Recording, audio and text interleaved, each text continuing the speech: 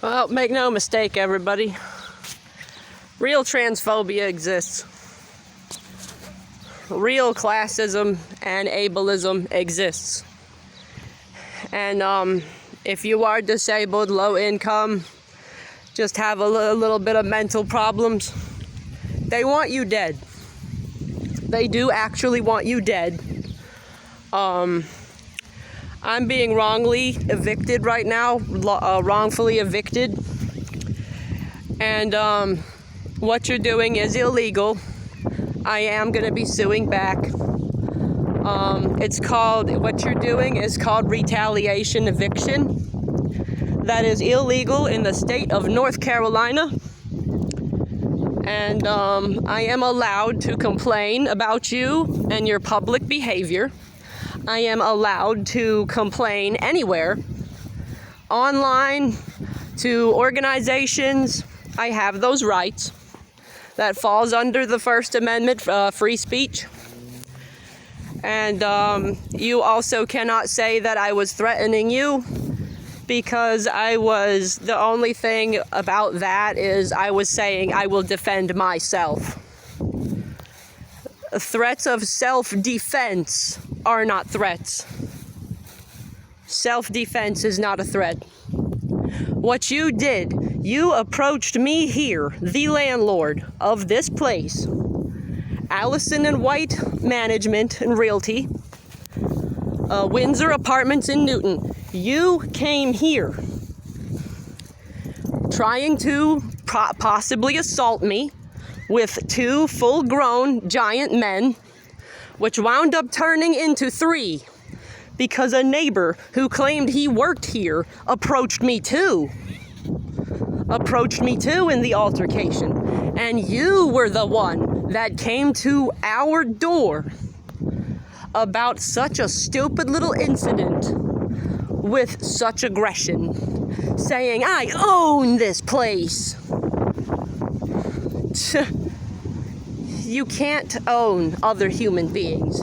You know what? That's also called slavery. What I fucking wrote on the sidewalk about in chalk.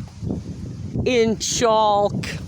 No damage was actually done. It was in chalk. I wrote slavery at apartment 9. You want to know why I wrote that? Because I feel like a slave.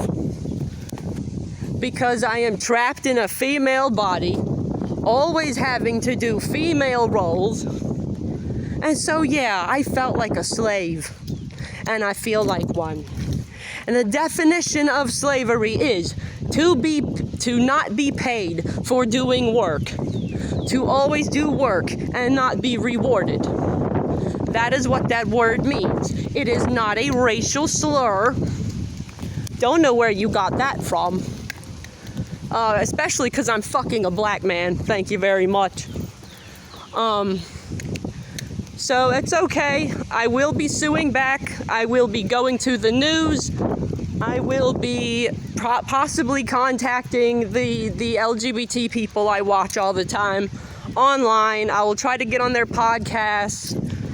You're essentially evicting me for a little tiny mental freak out that you could have approached me more kindly with, more caringly with more empathy, just something. You could have just been more human when coming to the door, instead of aggressively demanding that I wash it off or you'll evict me, and then you did it anyway, even though I washed it off.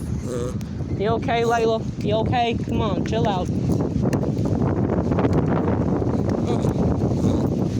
Sorry, dog's flipping out right now. Possibly stressing this dog out more too. So now we gotta let her stay with somebody while we figure out how to move in 5 days. Layla, please, are you okay? Are you okay, child? Why are you coughing? Come on. Okay. Oh, she's still doing it. I'm sorry, you'll have to forgive that. Yeah, I guess I'll be seeing you in court. I'm gonna go to the news. I'm gonna go to everybody I know that I can go to online. And remember, you wanted this. Remember, Rhonda, Allison, that you wanted this. That you wanted to make a big deal out of this. Layla, please. You wanted to make a big deal out of this, a big stink out of this, so I'm gonna make a big stink out of this.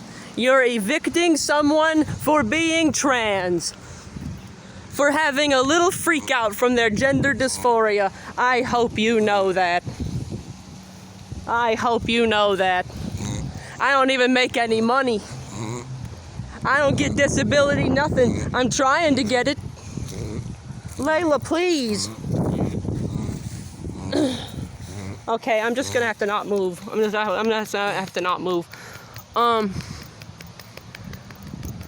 Like, so you are evicting somebody for being trans, and I will get you for that. And I never made any threats of violence towards you, but you did approach me with 2 men and being very violent, being very scary, actually. Traumatizing, downright traumatizing. I'm traumatized from that day. I really am.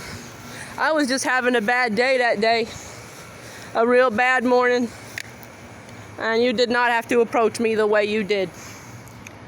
So, yeah, these apartments right here. Yeah, let it be known, this is how they treat people.